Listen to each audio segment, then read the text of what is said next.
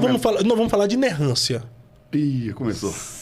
Porque o senhor fala que a Bíblia não é inerrante. E isso já deu muito o que falar. Mas não é só eu que falo isso não, tá? Não é só o senhor, não? Não, muita gente fala. Só para eu saber uma coisa. A Bíblia não é inerrante, pastor Eduardo Reis? Deixa eu só, pra gente entrar no assunto. Porque no Brasil, qual que é o problema? O problema sério no Brasil. Talvez vocês concordem comigo ou não. Podem discordar também, vocês são livres para isso. E eu respeito a discordância. Veja bem.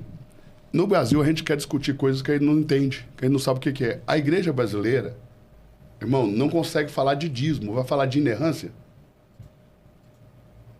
Você entende ou não? Todo dia o pastor está na frente pedindo para você dizimar, e você pergunta para ele o que é o dízimo, o cara não sabe te explicar. Malaquias 3:10. E aí você vai falar de inerrância. Ou seja, vamos entrar no assunto aqui só para você ver qual que é a métrica da igreja brasileira ou a média da igreja brasileira.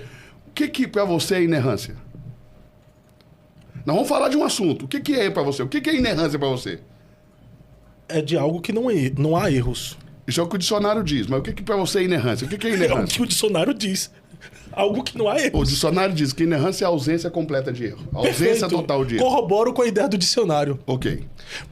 Mas Então, só uma perguntinha. Total. Qualquer erro já não permite mais o uso Da do palavra termo inerrância. da palavra inerrância. Qualquer erro, por mínimo que seja, por mais que você arrume uma desculpa para esse erro, o mínimo erro, ok? Já não permite o uso da palavra inerrância. E essa inerrância tecnicista, no modelo de Chicago, ela nasce no berço do iluminismo. E é totalmente, completamente racionalista. Eu sou crente. Entende ou não? Eu sou crente. Para mim, esse movimento racionalista tem que ser condenado. Porque nós precisamos voltar para a essência daquilo que nós somos chamados para ser. Um povo de fé. Então, por que eu creio na Bíblia? Por que eu creio na Bíblia? Por que eu ensino a Bíblia? Porque tentaram me colocar como inimigo da Bíblia. Qualquer pessoa que me conheça, seja honesto. O senhor que me vem ensinando. Dá pra falar que um cara como eu não crê na Bíblia? Dá não. Seja honesto, pode ser honesto. Não dá. Então, mas tentaram me colocar nessa posição quando eu disse que a Bíblia não é inerrância. Quando você tem que separar duas coisas, tá, Fábio? Primeiro, é a autoridade das Escrituras da inerrância tecnicista no modelo de Chicago. São coisas diferentes. O que você defende? Você defende a autoridade da Bíblia ou você defende a inerrância conforme Chicago? Autoridade da Bíblia. Então pronto, eu estou falando que a Bíblia não é inerrante nos modelos tecnicistas, racionalistas, nascido no berço iluminista que foi declarado e formulado em Chicago em 1978. Ok? Mas o que o senhor acredita? E isso não nasce em Chicago. Mas o que o senhor acredita? A Bíblia é a palavra de Deus ou contém a palavra de Deus? As duas coisas. As duas coisas. Porque, veja bem, a Bíblia é a palavra de Deus, ok? E também contém a palavra de Deus. Vou explicar por quê. Porque a Escritura é o registro humano de uma revelação divina. Esse registro humano acontece por inspiração do Espírito Santo. É Deus que inspira o autor bíblico a escrever.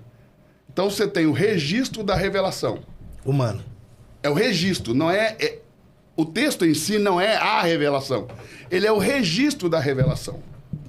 Por que essa revelação tem autoridade sobre a minha vida? Por que essa revelação é infalível? Por que essa revelação, sim, é inerrante? O que Deus revelou, aí é inerrante. Primeiro, por quê? Porque só depende de Deus. Não depende de mim. Sim. Entende? Não depende do veículo que transporta a palavra. Conseguiu entender? Sim. A revelação é inerrante. Mas o veículo não é. Então os homens podem ter errado. Jesus é a palavra de Deus ou não? Sim. Jesus é a palavra de Deus, sim ou não? No princípio era o verbo palavra era Deus e o verbo... Sim, ele é a palavra de Deus. Aliás, o texto diz que ele se chama a palavra de Deus. Sim. Então, Jesus é a palavra de Deus, plenamente revelada a nós. Ok? A Escritura é a palavra de Deus, sim ou não? Sim. Sim ou não? Sim. Quando você prega e eu ouço a sua pregação, quando fiel ao texto bíblico, é a palavra de Deus, sim ou não? Sim. Você é perfeito? Não. Então Deus não precisa que você seja perfeito para que a palavra dele permaneça fiel, perfeita e inerrante. Precisa? Não. Então Deus também não precisa que eu acerte aqui, ó, na literatura, na tradução, no grafismo, na geografia, para que a palavra dele continue perfeita. Aqui não fica a Qual que é a validade. dificuldade de entender? Não tem dificuldade. Quando você diz que é inerrante, o primeiro erro de português que você acha crasso aqui, cai toda a sua fé, porque a sua fé depende de que um livro não erre, não de que Deus não erre. Então o senhor está dizendo que há erros. Mas vamos voltar. Claro que há. Só uma pessoa desonesta vai Há dizer que erros não há. na Bíblia, pastor? Claro, há erros de português, há erros de tradução, há vários tipos de erro. Há erro dos copistas, há erro de compilação. Há muitos erros. Então a Bíblia, o livro, não é inerrante. atenção. A Bíblia, o livro, não é Não, inerrante. não é o que estou falando, não. Você conhece a declaração de Chicago sobre a inerrância? Não conheço, pastor. Bom, então vamos lá. Sendo sincero, eu não conheço, não. Então não vai dar nem pra gente falar profundamente, eu vou falar superficialmente, tá? Fala superficial, para eu entender, porque se eu falar profundamente, eu não vou entender. Em 1978, em Chicago, nos Estados Unidos, um grupo de pastores fundamentalistas, quando eu digo fundamentalistas, não é pessoas que se estabelecem a partir do fundamento da fé, não. É gente extremamente radical, religiosa, radical, fundamentalista, como aqueles que por causa de um paletó, de uma camisa, de uma barba, você deixa de ser crente ou menos crente, ou tem unção, não tem unção, desse nível aí, ok? Se reuniram em outubro de 1978 em um hotel em Chicago. Talvez você está falando de uma doutrina formulada num hall de um hotel, né? Nós não estamos falando de uma doutrina que nasceu na academia ali formulada, apesar de ter nascido na academia em Princeton, né? Em 1888. Mas veja, foi formulada a declaração bíblica sobre a inerrância, a declaração sobre a inerrância bíblica foi formulada em Chicago em 1978, em um hotel, né? Em outubro, por 300 pastores que assinaram essa declaração. Então, é uma declaração de fé, não é apologética, não é teologia, é uma declaração de fé que esses caras fizeram. Como tudo que americano faz, eles tentam vender a ideia de que é universal, de que há uma unanimidade entre os cristãos universal. A maioria dos cristãos nem sabe que esse texto foi escrito. E lá eles escreveram artigos. O que nós confessamos, declaramos e o que nós negamos. Vários artigos. Em um desses artigos, eles vão dizer o seguinte: Fábio, nós declaramos que a inerrância bíblica só existe nos autógrafos. Você sabe o que é um autógrafo? Não sei. Sabe? O que é um autógrafo, pastor? Tenta dizer. Autógrafo. Não. Me dá um autógrafo. O autógrafo é a maneira que são chamados os textos escritos pelos autores originais dos textos pela inspiração de Deus, pela inspiração do Espírito Santo, pela inspiração de Deus. Ok? Então, o texto escrito pelo homem que estava sendo inspirado, esse é um original, é chamado autógrafo. O texto original é chamado autógrafo, ok? Esse texto original, ele não existe mais, ninguém tem ele. Então eu estou dizendo que um texto não contém erro, mas eu não tenho o original para provar. O que já torna isso, pastoralmente falando, inútil. Porque se a única forma de eu saber se está certo ou errado é recorrer ao original. Eu não tenho o original. Então como que nós sabemos que esse texto é verdadeiro? Pelas cópias. São mais de 7.000 cópias que nós temos só do Novo Testamento. Ok? Então, as cópias, as muitas cópias, vão mostrar para nós, e principalmente as mais antigas, o que realmente estava escrito no texto original. Quanto mais perto do original, mais confiável é essa cópia. Ok. Até tá entendendo ou não? Sim. Bom, na declaração sobre a inerrância bíblica de Chicago, foi declarado que a inerrância se limita aos autógrafos, aos textos originais, não alcança as cópias. Isso aqui é uma Bíblia. Isso é um autógrafo? Não. Então, segundo a declaração de Chicago, isso aqui não é inerrante. Não é eu que estou falando, é eles que falaram. Mas o fato de não ser inerrante deixa de ser digna de toda a aceitação? Não, óbvio que não. Porque aí você tem outro problema, uma outra questão que você tem que resolver. Por que é que a Bíblia, para mim, por que que o conteúdo da Bíblia, o texto bíblico, para mim, por que que ele é verdadeiro? Porque foi Deus que me deu. Você entende ou não? Mesmo não sendo um autógrafo... Mas são cópias dos autógrafos. E a quantidade de cópias, Fábio, nos dá segurança de que nós não estamos caminhando no escuro. E ainda assim não deixa de ser a palavra de Deus. Não, de forma alguma. A questão é, quando você diz que não tem erro e alguém começa a ler e acha o primeiro erro aqui de conjugação de verbo, pega toda a nossa fé e joga fora. Porque você criou nas pessoas uma expectativa de que a escrita... De que a Bíblia não se propõe em suprir. Quando você diz que a Bíblia é inerrante em tudo que afirma, como a Declaração de Chicago, o tecnicista fala isso.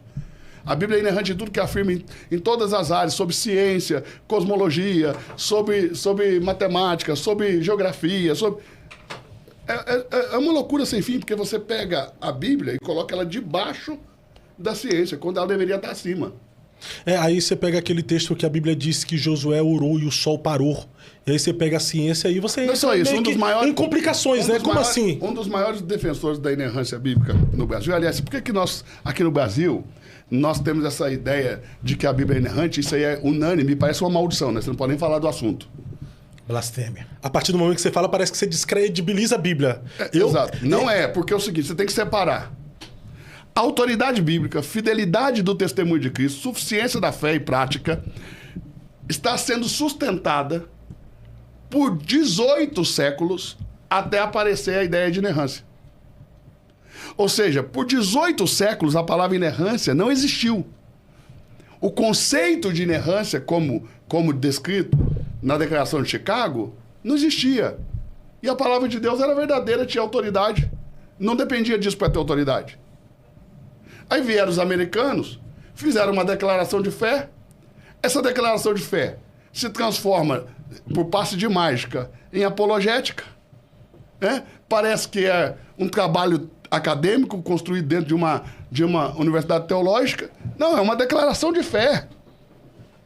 Os caras se juntaram e disseram, nós cremos nisso. São fundamentalistas que estão supostamente combatendo o liberalismo teológico, porque aí você tem um espantalho. Se você não disser que a Bíblia é inerrante, você é liberal. Você tira a autoridade da Bíblia. E por que isso é um espantalho? A Declaração de Chicago foi feita em 1978. Por quê? Porque é um dos maiores seminários do mundo, um dos maiores seminários missológicos do mundo, que é o Fuller, que está lá nos Estados Unidos, em Pasadena, um dos maiores seminários do mundo, em 1972, tirou da sua declaração de fé a ideia da inerrância. Da inerrância conforme Chicago. A inerrância absoluta. Porque o Fuller crê numa inerrância como eu, limitada à revelação de Deus. Que não tem a ver com a revelação, né? Tem a ver com a escrita, né? Você concorda e comunga do mesmo pensamento, pastor? O que acontece? Porque a revelação de Deus não tem erro. Agora, pode haver na escrita. Por exemplo, quando você lê... não tô dizendo que é um erro, tô dando um exemplo aqui, por exemplo. Quando você lê em Êxodo 3, diz lá que Deus falou com Moisés. Quando você lê o que Paulo fala que foi um anjo. E aí? O anjo do Senhor, teofanicamente. Mas está escrito o anjo do Senhor lá? O Deus escondido falou com Moisés. Mas está escrito o anjo do Senhor no lá? Anjo. Eu não sei, eu não lembro o texto. Então, qual é o problema da inerrância? Dá pra gente ver o texto. Coloca Fábio, o texto aí. Qual que é a questão da inerrância? É essa, né? A inerrância técnica, ela exige precisão milimétrica em números, data, geografia, ciência. Entende? Essa categoria de inerrância técnica nasceu em Princeton, em 1881. Em 1888, se espalhou. Em 1972, o Fuller retira essa ideia da inerrância absoluta, da inerrância total, da sua declaração de fé. Em 1978, esses pastores reagem a essa ação do seminário Fuller. Agora, o Fuller tirou isso da sua declaração de fé em 1972. O Fuller não se tornou um seminário liberal, não incorreu em heresias. Então, vê que é espantalho? Ah, se você não quer desse jeito, vai acontecer isso. Não aconteceu. Não aconteceu com o Fuller. E tu não deixa de acreditar deixa eu falar que a Bíblia é inspirada. Não, de forma nenhuma. Nunca nem discuti esse assunto. E está escrito, né? A Bíblia é inspirada. Ok, está escrito que a Bíblia é inspirada, mas não está escrito que a Bíblia é inerrante. Agora, veja bem. Lá no Fuller, um dos professores do Fuller, um dos professores mais importantes do Fuller, escreveu assim, ó. Olha o que ele declarou. A doutrina da inerrância é enganosa e desnecessária. Produziu mais dificuldades hermenêuticas e exegéticas do que ortodoxia. Um professor do Fuller falou isso. E o Fuller não se tornou um seminário liberal, nem sequer neo-ortodoxo, porque eles não são bartianos. Sabe quem é Karl Barth, né? Sim. Então, o Fuller não segue as ideias de Karl Barth. Karl Barth não é liberal. Não, entendi. Mas o brasileiro acaba achando que é, mas não é liberal. Mas eles não são nem sequer neo-ortodoxos, não são nem sequer bartianos. Eu entendi a sua colocação. E agora, preste atenção. Eu vou te mostrar. Se você separa a autoridade bíblica da inerrância técnica de Chicago, que vai nascer em 1881, vai ser declarada em Chicago em 1978, ou seja, todo o século XIX. Os outros 18 séculos não tinha isso. Aí eles falam, mas os pais da igreja já acreditavam na inerrância. Anacronismo. Você não tem... Traz para mim um só texto de qualquer pai da igreja falando sobre inerrância. Não existe. Então todos eles acreditavam que continham erros na Bíblia. Eles alguns dos pais, importantes pais da igreja, admitem as dificuldades bíblicas. Então o senhor aqui afirma que contém erros na Bíblia. Não na revelação. Não na revelação, na Bíblia. Na Bíblia, sim. Bíblia como um conjunto de livros. Exato. Veja bem, você tem... Isso aqui é a cópia da cópia da cópia da cópia. Dos autógrafos. Dos autógrafos. Então há de se ter um erro, né? E você? E você acredita que a Bíblia é inerrante? Ou na sua visão... ela não é inerrante, mas ainda assim não perde a credibilidade de ser a palavra de Deus. Me diz uma coisa. Quando você encontra um erro de português na Bíblia, o que você faz? Continuo lendo, não vai mudar nada pra mim. Pronto. Acabou sua fé? Então, não. Então pronto. Só que agora a palavra inerrância não encaixa, porque se tem um erro de português, já tem um erro. Tem a questão do livro de Marcos também. Não. Aí o cara fala assim, a Bíblia é inerrante, certo? Então por que você estuda grego? Por que você estuda hebraico? Se ela não erra, lê em português mesmo, poxa. Porque você precisa traduzir do original. Não, o cara vai na língua original para estar mais próximo daquilo que verdadeiramente foi dito. Perfeito.